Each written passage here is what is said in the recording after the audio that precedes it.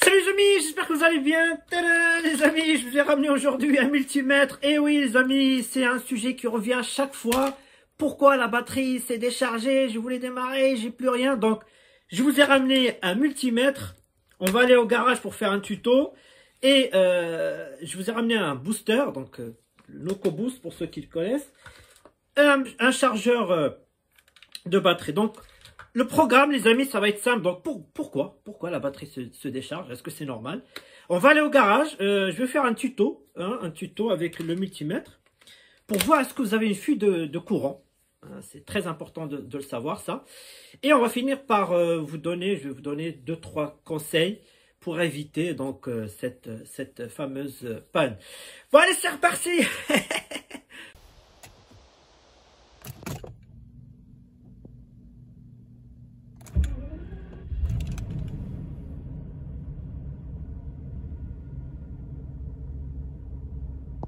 Bon les amis, quelques propos liminaires avant d'aller au garage pour évoquer donc ce sujet-là. Donc on va commencer. Donc pourquoi la batterie se décharge? Alors il faut savoir que par retour d'expérience que j'ai moi, on va rester sur la W140. Les Didi, on va dire, donc la première, on va dire, allez, une quinzaine de jours, si je la laisse comme ça, j'ai plus de batterie. La 600, j'ai fait un test. Je l'ai laissé samedi. Je suis revenu le week-end prochain. Donc samedi, j'avais plus de batterie. Voilà. En gros, je pense que tout le monde va se reconnaître dans ce type de situation. Alors, il faut savoir une chose, les amis, c'est qu'il est tout à fait normal qu'une batterie se décharge sur des voitures moderne, on va dire, parce que la W140 ça reste quand même une voiture moderne avec plein d'électronique, plein de calculateurs, etc. C'est un véhicule qui est moderne, où il y a des calculateurs qui restent toujours besoin de courant alimenté, on va dire. Il y a des calculateurs qui restent toujours alimentés. Je prends quelques exemples très très simples. Par exemple, l'émetteur ou le récepteur de votre télécommande. C'est normal qu'il reste alimenté. Donc, ça consomme de l'énergie. On prend l'alarme.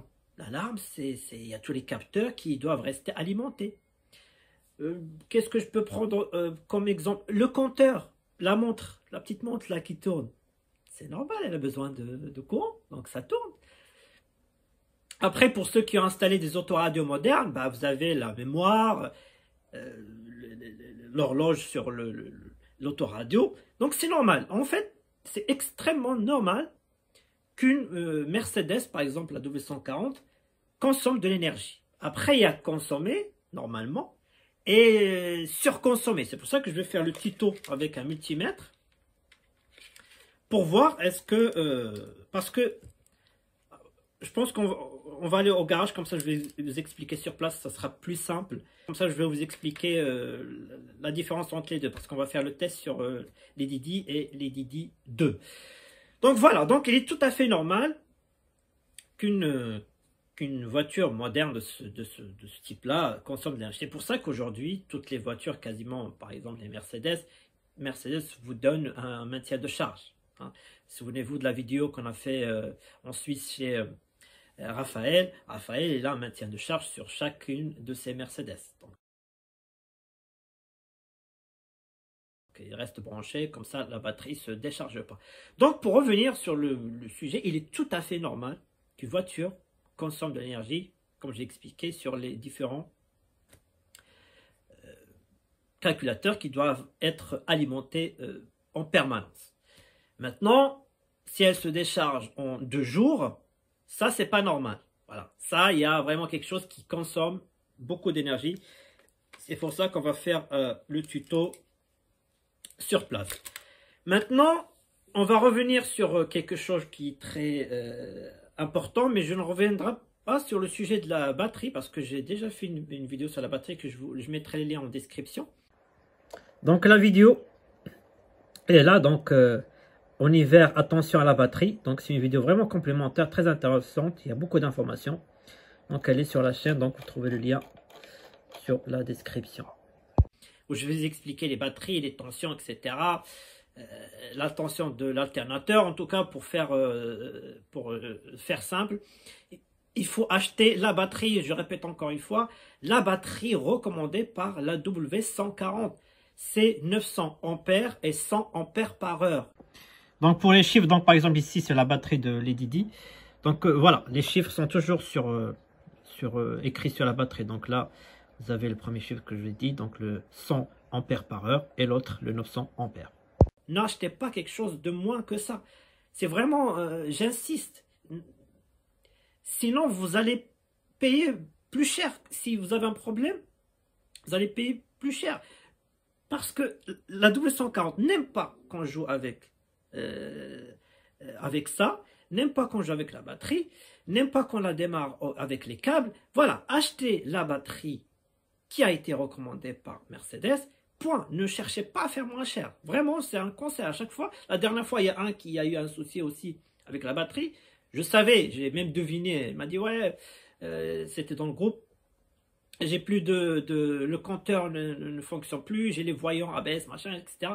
J'ai très vite deviné que c'était un problème de batterie. Il avait démarré avec les câbles, etc. Et il a eu un court-circuit. Hop, il y avait le fusible sur le calculateur. J'ai très vite, je dis, ah, tu sais quoi, va directement dans le fusible qui sont sur le calculateur. Tu changes, tout va redevenir dans le noir.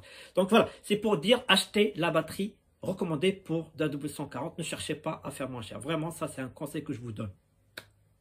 Donc dans la batterie, vous avez toujours les deux ampères par heure et ampères. Ampères par heure, c'est quoi? Vous cherchez sur Internet, ampères par heure, c'est la tension de la batterie par heure, etc. On ne comprend rien. Pour les personnes qui ne connaissent pas grand-chose sur l'électronique, etc., ou l'électricité, ne savent pas ce que c'est ampères par heure. Ben, je vais vous donner quelques exemples très simples. Si je prends, c'est pas une clé, hein, c'est USB chargeur, USB, allume-cigare. Si je prends cet exemple-là, pour vous expliquer le ampère par heure, c'est très important de comprendre qu'est-ce que c'est qu'ampère par heure. Ben, tout simplement, une batterie, par exemple la W140, elle peut donner 100 ampères par heure. Voilà. Si je prends l'exemple de cet allume-cigare, si on dit par exemple que ça consomme 1 ampère. C'est comme, en fait, c'est comme la consommation d'essence. Vous avez un réservoir de 100 ampères par heure et vous avez quelque chose qui consomme 1 ampère. Donc, si je le laisse brancher, je dis en ampères, c'est juste pour faciliter le calcul. Si je les laisse brancher je les laisse toujours brancher en permanence, et qui consomme 1 ampère, ça veut dire quoi? Ça veut dire que la batterie peut se décharger en 100 heures. Vu que la batterie donne 100 ampères par heure, celui-là consomme 1 ampère. Et donc, en 100 heures, la batterie sera déchargée. Vraiment, c'est ça l'exemple que vous devriez retenir. Comme ça, il n'y aura plus aucun secret, surtout sur cet aspect-là, ampères par heure. Je prends un exemple. Je ne sais pas, moi, je prends un truc... quelque chose qui consomme, on va dire, 10 ampères. 10 ampères. Vous avez une batterie qui donne 100 ampères par heure. Ben, vous faites le calcul. 10 heures. La batterie va se vider en 10 heures. Vous avez quelque chose qui consomme 10 ampères. Vous avez une batterie qui donne 100 ampères par heure. Si cet élément reste branché, ben en 10 heures, vous n'avez plus de batterie. Voilà cet aspect, je vous ai donné deux exemples concrets et on va aller dans le garage, comme ça je vais vous donner quelques exemples, comme ça vous pouvez comprendre cet aspect-là. Mais c'est très important de comprendre qu'est-ce que c'est qu'ampère par heure. Maintenant, on va revenir à l'inverse. Supposons, donc là on a une batterie qui donne 100 ampères par heure, mais qui reçoit 100 ampères par heure. On ne peut pas recevoir plus. Il faut savoir que l'alternateur de la W140, il donne 120 ampères. D'accord? C'est-à-dire que la batterie, si elle est vide et vous démarrez, l'alternateur va charger votre batterie en 1 heure. Vu qu'elle peut recevoir que 100 ampères par heure, l'alternateur donne 120 ampères, et bien à la fin, la batterie peut charger en 1 heure. C'est vraiment très très simple. Hein. Je vous ai donné quelques éléments simples. Je finis par le chargeur. Supposons que ce chargeur charge 10 ampères.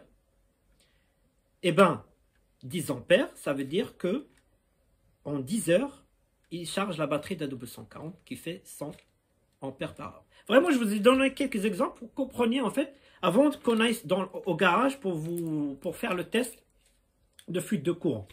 Maintenant, on va revenir sur le deuxième chiffre, ampères. Alors, qu'est-ce que c'est? Je ne vais pas faire rester longtemps dessus. Ampères, la W140, c'est recommandé 200 ampères, 900 ampères, pardon. C'est très simple. À l'époque, on démarrait une voiture avec la manivelle. Voilà. Vous mettez une manivelle, vous démarrez. Eh bien, aujourd'hui, c'est plus le cas. Aujourd'hui, c'est électrique. Et il faut vraiment se dire dans la tête, ces chiffres-là, plus il est gros, plus vous avez un gros bras. Voilà, je ne peux pas faire plus simple. 900 ampères, c'est quand même un gros bras. Voilà, ça démarre vraiment bien. Si vous avez 1000 ampères, c'est encore mieux. Par contre, si vous achetez comme j'ai dit, quand je reviens sur, vous avez acheté une batterie pas chère à 600 ampères, vous avez un petit bras qui va démarrer la W140. C'est pour ça que c'est recommandé 900 ampères. Si je reprends, j'ai fait une vidéo sur l'autre chaîne, pour ça que ça intéresse, le NocoBoost. C'est vraiment quelque chose que j'ai sur moi maintenant en permanence. Donc la vidéo, elle s'intitule Pourquoi le NocoBoost est le meilleur booster du monde. Voilà, elle est sur mon autre chaîne si ça vous intéresse. C'est une vidéo intéressante. Pour pas fatiguer la batterie, je démarre toujours quand il fait froid, surtout l'hiver. Mes voitures avec le NocoBoost, comme ça, ma batterie elle n'est pas sollicitée. Et là, si je reviens sur le bras, là on est à 2000 ampères. Capacité de charge à 2000 ampères. C'est énorme, hein? C'est énorme. Donc voilà, je vous ai expliqué un peu ampères par heure, l'ampère. Bien vérifier la tension de l'alternateur. Regardez la vidéo que je vous ai fait la dernière fois. Maintenant, avant d'aller au garage, je vais vous donner 3 conseils parce que je pense que je vais commencer par les conseils, comme ça on ferait les tutos. Le conseil, il y en a 3. Le premier conseil, c'est que si votre W140 est une daily, ben en fait, vous n'aurez jamais de problème de batterie, vu que vous chargez votre batterie souvent. Si c'est une daily, vous n'aurez jamais de problème de batterie. Ça, c'est très simple. Deuxième conseil, si vous démarrez votre W140 comme moi, une fois vous faites des balades tous les week-ends, ben moi, ce que je fais, c'est que je débranche la batterie. Voilà, c'est pas plus simple. Vous enlevez, vous commencez toujours par la masse, côté négatif, vous l'enlevez. Quand vous revenez le week-end prochain, vous branchez votre batterie. Moi, c'est ce que je fais aujourd'hui, quasiment avec toutes mes voitures, sauf ceux, par exemple, la 4L, où j'ai un coupe-circuit, où là, j'ai aucun risque que la batterie se décharge. Voilà le conseil. Le troisième conseil, bon, si vous avez de l'électricité dans votre garage, achetez un maintien de charge. Donc, vous laissez votre maintien de charge, charger votre batterie, comme ça, vous n'aurez plus de problème de décharge de batterie. Voilà les 3 conseils que je peux vous donner. Après, un 4e conseil, c'est toujours nettoyer les cosses, etc. Faut pas que ça soit gras, ni souillé, etc. Il faut que ça soit vraiment propre. C'est très important pour le contact. Voilà, en gros, ce que je voulais vous dire dans tout ça. Donc, on va aller au garage maintenant. On va faire le test de fuite de courant. C'est très important, ça, de le vérifier. Je vais vous montrer la différence entre les Didi et les Didi 2. Pourquoi les Didi, la première reste quinzaine de jours et l'autre un peu moins, une semaine. Donc je vais vous montrer. Et ensuite, bah voilà, on va clôturer la vidéo. Allez, c'est reparti. Alors sur les Didi 1, j'ai une batterie Fullman qui marche très très bien. Ça fait longtemps que je l'ai. Donc là, je suis à 100 ampères par heure et 900 ampères. Voilà. Alors sur le V12, donc les ID2, j'ai une batterie plus puissante puisqu'on est à 110 ampères par heure et on est à 1000 ampères. Voilà. Donc vaut mieux avoir plus que moins. Voilà. Là les amis, on va attaquer direct avec la fuite du courant. Donc vous montrer comment on fait pour voir si on a une grosse fuite de courant. Donc je rappelle, entre 0,20 mA et 50, c'est pas mal. Si plus, ça veut dire que ça consomme, il y a soit une fuite, soit vraiment c'est normal. Donc voilà, on va faire le test direct, vu que là, je viens d'arriver au garage. J'ai les deux là, batterie débranchée. Ce qu'on va faire, on va attaquer direct avec le fuite de courant, pour voir en fait combien il y a de courant qui passe. Alors pour faire simple, pour le faire, donc il faut acheter un multimètre, hein. Un multimètre, ça coûte pas très cher, 5 € environ. Pour ceux qui ont fait des études scientifiques comme moi, je pense que vous l'avez chez vous.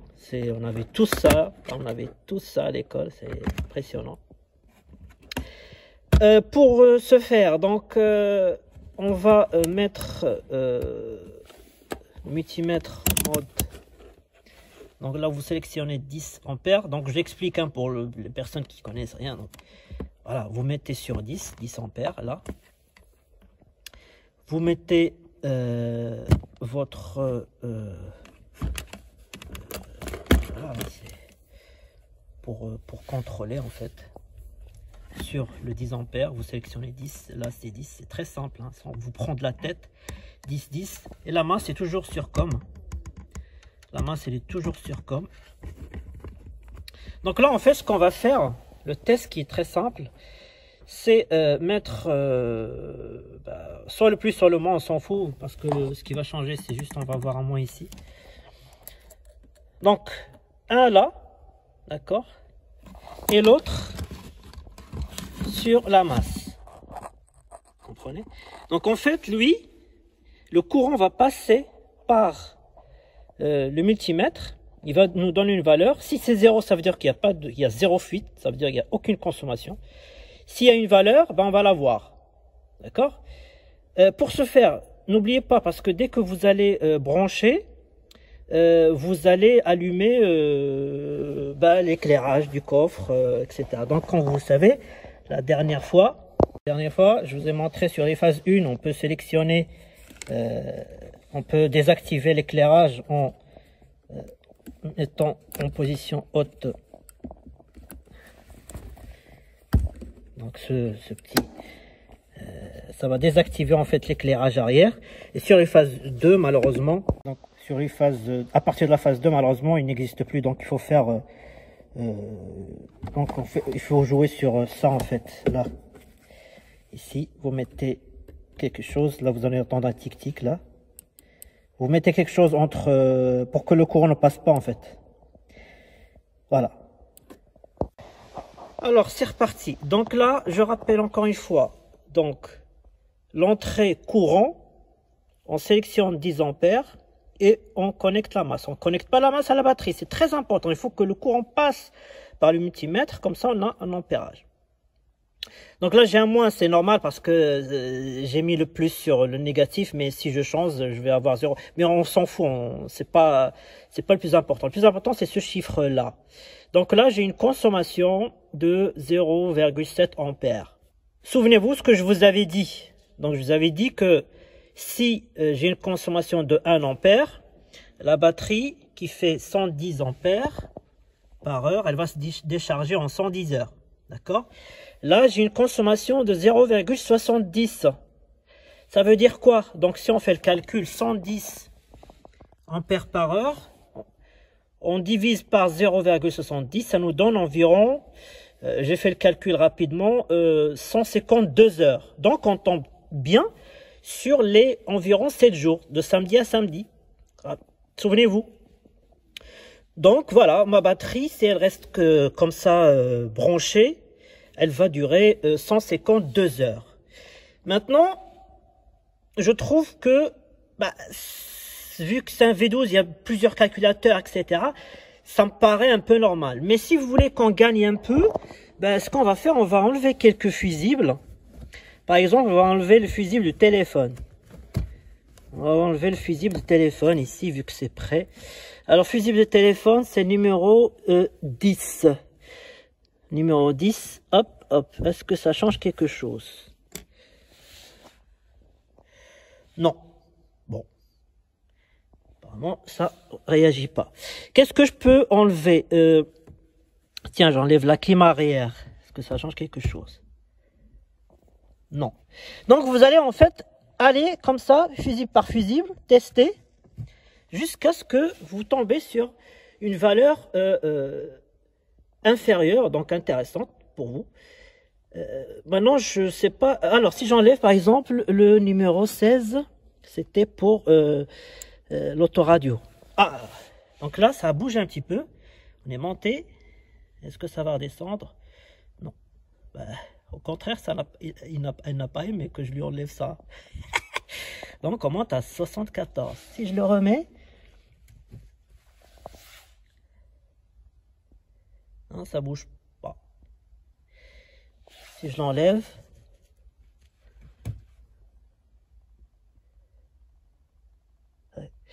bon, bah, écoutez, on va continuer les investigations.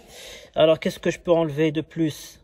Donc là, les amis, bon, j'ai remis les fusibles. Voilà, ça a monté un tout petit peu parce que j'ai remis le chargeur CD, donc et ça bouge un petit peu, mais bon. Là, on est à, on va dire 72, 74. Mais regardez, les amis, si je remets l'éclairage, regardez combien ça va consommer. 6 ampères. On est monté à 7, 6. Donc là, il y avait le soft close qui a tourné. Donc là, on tombe à 1 ampère. Donc voilà, avec, heureusement que j'ai des LED. Hein. Souvenez-vous, j'avais mis des LED. Donc là, on monte à 1 ampère. 1 ampère, les amis, si je laisse le coffre comme ça, et ben voilà, faites le calcul, 110 ampères. Donc là, je désactive l'éclairage. Hop, on retombe. Donc là, soft close, c'est normal, ça monte un peu. Et ça va retomber à la valeur initiale. Ah, ça s'est débranché. Ça va se retomber. Donc on tombe à 71, 72. Voilà. Maintenant, je vais laisser ça et on va enlever le fusible du compteur. Et là, je pense qu'on va gagner quelques ampères. Là, regardez les amis, j'ai ouvert les portes, j'ai le plafonnier. Et là, je monte à 1,60. C'est énorme. C'est énorme, les amis, 1,60. Tout ce qu'elle bouffe là. Et ça, donc les petits clignotants aussi, en rouge, bah ça aussi, ça consomme, les amis. Voilà. Donc, ce qu'on va faire, je vais enlever le fusible 17 pour voir si on gagne quelque chose. Donc là, j'enlève le fusible 17. 17, donc tout ce qui est compteur, etc. Et surtout, j'ai la mémoire de, souvenez-vous, de l'ADS. Donc, capteur d'angle. Donc, on va enlever le fusible 17 et on va voir ce qu'on va gagner. Et là, les amis, regardez, on tombe carrément à 0,02. Voilà.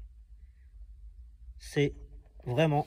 Mais voilà, la question, est-ce que on enlève le fusible 17 vu qu'il gère le contact, etc. à chaque fois? Ben non. Donc voilà, je pense que le calculateur de capteur d'angle tire sur la batterie. Voilà, c'est un V12, il y a l'ADS. Voilà, je pense que c'est ça. Après, ce fusible 17, il gère pas mal de fonctionnalités. Mais bon, là, on est vraiment sur une consommation dite quasi nulle. Donc là, avec 0,02, à 110 ampères par heure, là, on est vraiment sur, j'ai fait le calcul, 230 jours. Donc, ce qui est quand même vraiment pas mal. Je vais remettre le fusible. Donc voilà. Est-ce que on enlève le fusible 17? Ben non, pour moi, parce que c'est un élément important et qui gère pas mal de trucs. Donc je remets le fusible 17. Hop. Déjà, il gère aussi l'éclairage. Hein. Donc il faut que j'attends que l'éclairage tombe. Mais si on regarde l'éclairage, on est à 0,64. Donc là, l'éclairage est tombé, on tombe à 0,64. Voilà, voilà les amis, sur ce test, sur ce V12. Alors on fait le test, pareil pour les Didi. Hein, oula, je suis à 2,70. Qu'est-ce qui se passe? Attends. Ah oui, le plafonnier. Putain, mais... Ah là là, les Didi. Il dit pas de plafonnier, donc là je vais attendre un peu. Alors même exercice les amis, une fois plafonnier, tout a été stabilisé, on est à 0,15. Ce qui est, on va dire, la norme, c'est pas mal. Donc en faisant le calcul, donc 100 ampères par heure. Donc là on tombe à, j'ai fait le calcul, 666 heures. 666 heures, donc l'équivalent à 27 jours. Vous voyez, tout à l'heure je dit une quinzaine de jours. Là on est à, quand même à un mois, un petit mois. Voilà, donc c'est quand même pas mal. Donc là on va faire le même exercice, on va enlever le fusible numéro 17. On va voir, je pense que ça va être le cas aussi, que c'est lui le responsable de 0,15. Donc voilà, j'ai enlevé le fusible numéro 17. Et là, qu'est-ce qu'on a comme résultat? Ah, 0,01. Vous voyez? On passe de 1 mois. Les amis, avec le calcul, 100 ampères par heure divisé par 0,01, les amis, on passe à, je fais le calcul, 10 000 heures. 10 000 heures, c'est énorme. Si vous divisez pas ça par 24 heures, ça vous donne 416 heures. Allez, 420 jours. Donc, un an et un an, plus d'un an, quoi. Un an et 2 mois. Un an et 2 mois, c'est énorme. Donc là, les amis, écoutez, on a trouvé le fusible qui bouffe directement la batterie. Donc, cherchez pas autre. Hein. C'est-à-dire, allez directement au fusible 17. Maintenant, maintenant qu'on a trouvé, regardez quel bonheur. W140, V12, 6 litres en ligne, en M603, M120, magnifique. Donc voilà les amis. Alors, fusible 17, je vous lis. Combiné d'instrumentation, donc compteur, clignotant voyant d'alerte, plafonnier, donc le capteur d'angle que j'ai sur le V12 que je n'ai pas sur les Didi. Après miroir de courtoisie, et sur le moteur diesel, donc le coupure de, en fait quand on coupe le moteur, il y a un relais qui coupe le moteur diesel. Ça c'est uniquement géré par le fusible 17. Alors pour résumer donc cette investigation, donc on a trouvé le responsable qui bouffe la batterie, c'est le fusible numéro 17. Moi je rajouterais, je pense que le Serpistar, je pense qu'il est piqué aussi sur le fusible 17, parce que dès que je l'enlève, j'entends des clignotements, etc. Donc je pense que le fusible 17 sur le V12 rajoute encore en plus. Donc désolé, la lumière s'est coupée. Donc le V12, donc on rajoute l'ADS, vu qu'il y a la mémoire du capteur d'angle, donc je pense qu'il tire sur la batterie. Parce qu'en fait, quand je coupe la batterie, et je vous ai déjà fait la vidéo sur l'ADS, quand vous coupez la batterie, le calculateur perd la mémoire. Donc il ne sait pas où il est le volant. Sauf que l'ADS, il est important pour que le calculateur sache où se situe le volant. Voilà. Les Didi 1, donc elles consomment moins parce que j'ai pas l'ADS. Donc là, on peut expliquer un peu la différence entre les deux.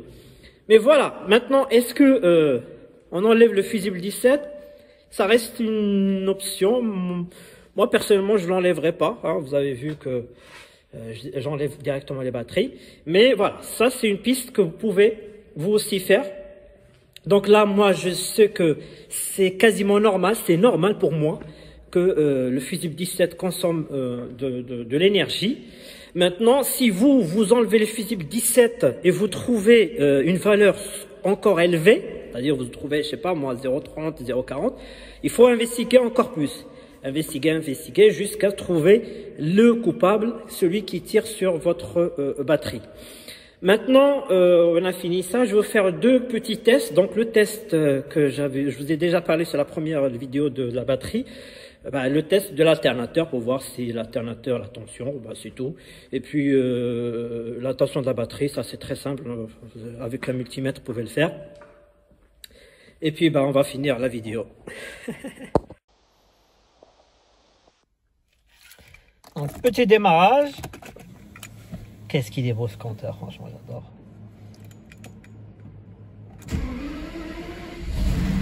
Hop là. Donc là, comme j'ai dit, hein, donc dès que j'enlève la batterie, bah, le calculateur ne sait pas où est le volant, donc il y a un capteur à l'intérieur.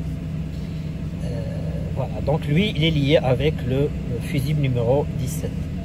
Donc pour l'éteindre, hein, je vous ai déjà montré la dernière fois le mode d'emploi. Donc là, il s'est éteint.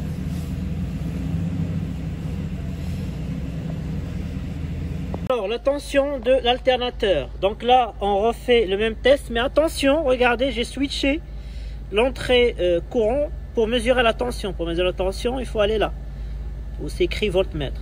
D'accord? Vous sélectionnez 20 ici, comme ça vous pouvez avoir une valeur jusqu'à 20. Donc toujours dans courant continu. Donc là, c'est écrit toujours DCV. Et puis bah là, bon, elle vient de démarrer, donc il y a la radio, il y a tout ce qui est allumé, il y a beaucoup d'allumage, donc on est à 14-20. Voilà, c'est pas mal. Donc là, je couvre le moteur. Donc ça, c'est un petit voyant. C'est le capteur, souvenez-vous, de la plaque. Donc, plaquette arrière. J'ai un capteur qui commence à déconner, donc il faut que je le change. Donc là, on va couper. On va voir la tension de la batterie. Donc là, 13. Donc normalement, ça devrait descendre tranquillement jusqu'à atteindre 12,6. Donc voilà. Donc moins de 12,6, c'est pas bon. Il faudra la charger avec un chargeur. C'est mieux. Donc voilà, donc là elle va tomber à 12,6. Voilà. Hey. On va faire ici un autre test, vous allez voir. Alors là, je vous montre un autre test, c'est exactement le même qu'on fait, pour voir s'il y a une fuite de courant. Donc même principe, hein. Un multimètre entre les deux, entrée courant, pour mesurer l'intensité. Et là, on est à 0. Il y a 0 consommation. Vous savez pourquoi? Tout simplement pour ceux qui suivent ma chaîne, mon autre chaîne. J'ai plusieurs gadgets, etc. Pour le 4 rétrofit. J'ai un coupe-circuit. Voilà. C'est un coupe-circuit. Quand je coupe, il n'y a aucun consommateur qui va sur la batterie. Et ça peut être une piste. Hein. Mais bon, je l'ai mis ici parce que j'ai beaucoup de gadgets, etc.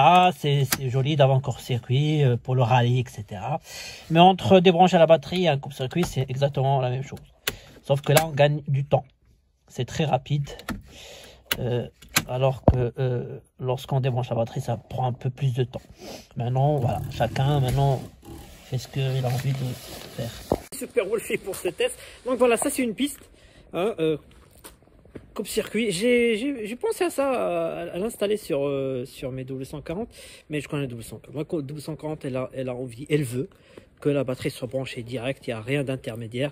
C'est pour ça que voilà. Après, si vous voulez installer un coupe-circuit, vous pouvez le faire, mais achetez quand même quelque chose de très très costaud et pas un truc sur Wish. Voilà. Acheter quelque chose de très costaud. Mais bon, ça c'est une option que vous pouvez aussi envisager de faire. Voilà les amis, la vidéo touche à sa fin. Donc voilà, on a maintenant trouvé celui qui tire sur la batterie. Mais attention, il faut faire attention. Parce que là, on a fait le test, mais alarme désactivée.